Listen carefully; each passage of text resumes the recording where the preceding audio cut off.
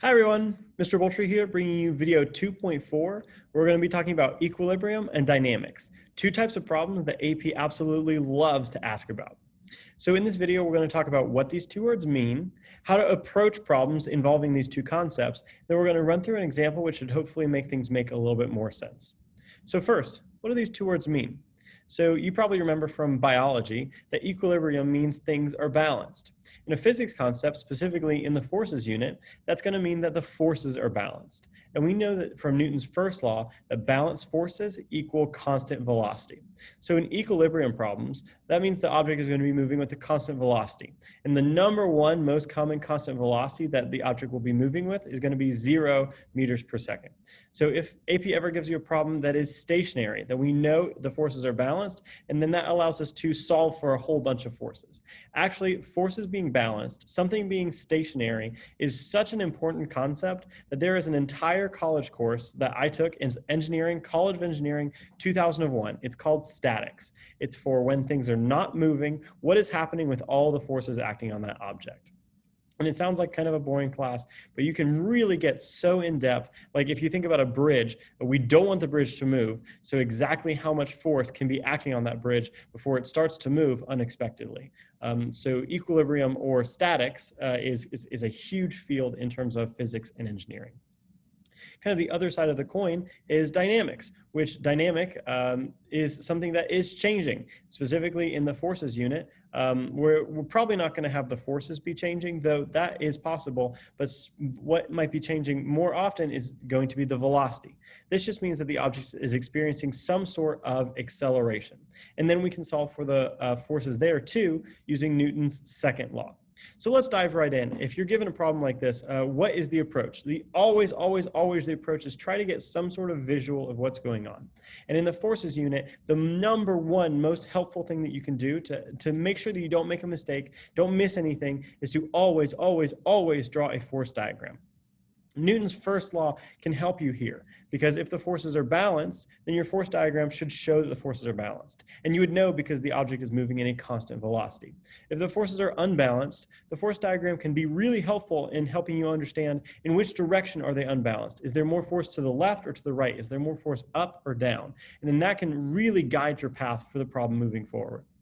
The next thing you're going to do is you need to separate the vertical forces and the horizontal forces, as well as the vertical acceleration and the horizontal acceleration. Because Newton's second law, the fan law, applies to the vertical direction and the horizontal direction separately. So we want to look at those two things separately before we try to smush everything back together at the end.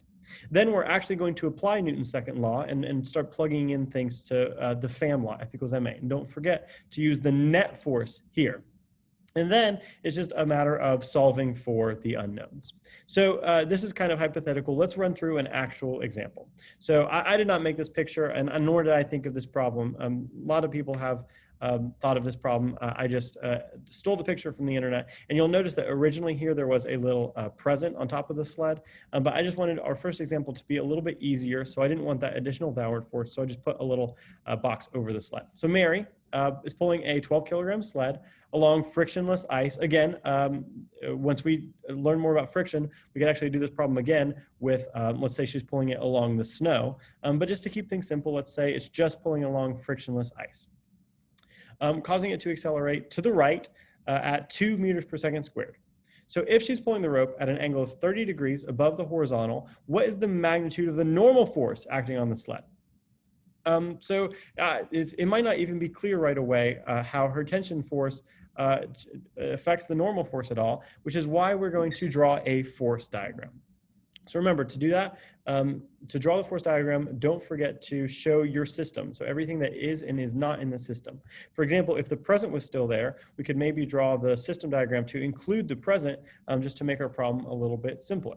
But there's no present, so we're just going to put a circle around the sled, making sure not to include the ground or the rope, because then we're going to represent the sled either as a box or a dot.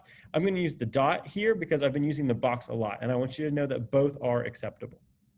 And then we're going to add in the forces. We got a force tension, a force normal, and a force gravity. So remember, we're trying to solve for the force normal. So your first inclination might be to say, oh, well, force normal, force gravity are equal. I know force gravity is just the acceleration due to gravity times the mass. Assuming Mary is on Earth, that's going to be 10 times the mass. So the mass is 12, 10 times the mass is negative 120. So the force normal is going to be 120 newtons, and the problem is done. But we do have to keep in mind that because the object is accelerating to the right, that means that the forces are unbalanced to the right, which we can see obviously. There's a force going to the right and no force going to the left, so it's going to accelerate to the right. But the problem didn't say anything about the object accelerating up or down. So we can probably reasonably assume that the sled is not accelerating up into the air. It's not a like hover sled or anything. So therefore, we know that in the vertical direction, the forces must be balanced. You'll notice here that the forces are not balanced because the normal force equals the gravitational force. That seems good, except for the fact that you'll notice that this force tension, hopefully we can all agree that looks like Mary is pulling both up and to the right. So part of this force tension is going to be going up. So therefore, there's more force going up than there is going down, and the forces are not balanced. So make sure to keep that in mind as you're doing your force diagram. And force normal does not equal force gravity because of the vertical component of the force tension. I'm actually just a little bit ahead of myself because the next part of the problem is to think about the component forces, is to break things into the vertical and horizontal pieces and parts. So force normal is already entirely vertical, great. Force gravity is already entirely vertical, great. But this force tension is a little bit up and a little bit to the right. So what are we going to do about that?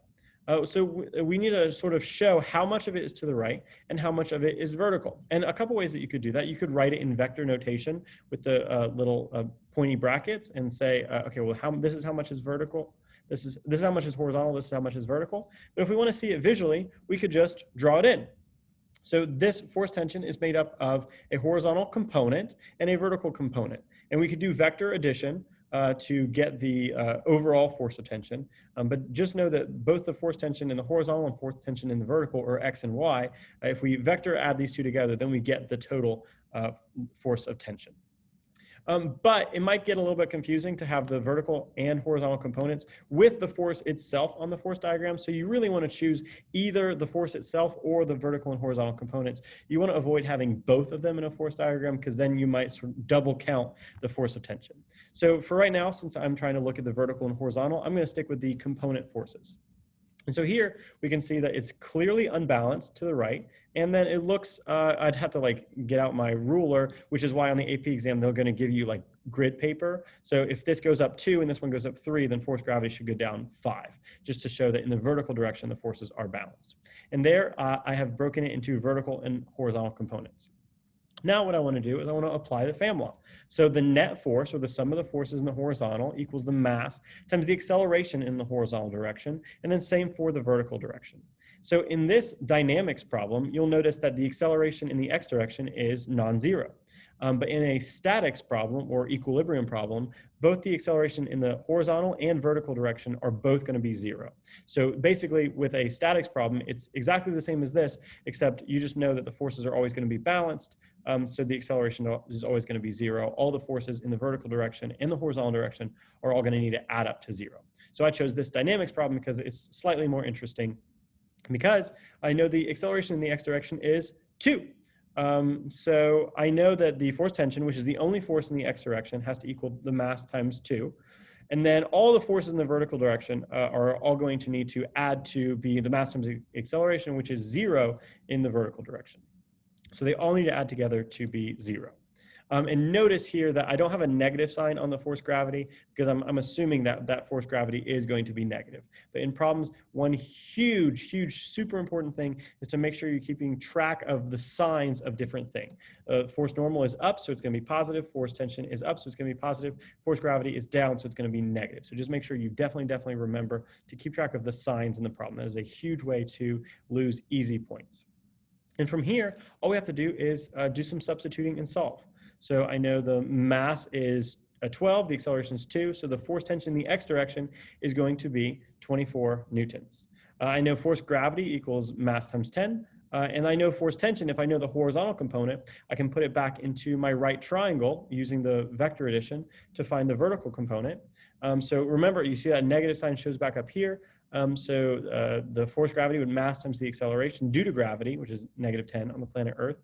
And then I can solve for the vertical component of force tension, and then just do a little bit of calculation to find that the normal force is not 120 newtons, as I might have thought at the beginning of the question, but it's actually a lot closer to 106 newtons.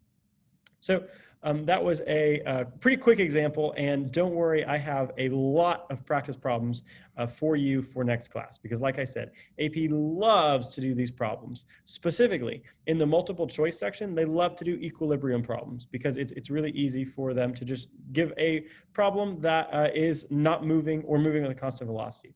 And then in the FRQ section, they love to do dynamics problems because that allows them to, maybe they do a force diagram, and then that allows them to do a big four equation, and then they can move into talking about energy too. So they love to do dynamics problems in the FRQs.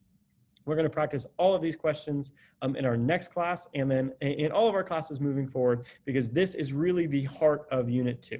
And so I'm going to just show you a lot of different equilibrium and dynamics problems using a whole bunch of different forces. So we're going to be practicing this for the rest of the unit and the rest of the year because AP loves them so much. But for now, I want to go ahead and wrap up video 2.4, where we talked about equilibrium and dynamics problems. I'm looking forward to seeing you in our next class and doing some practice, and go Bears.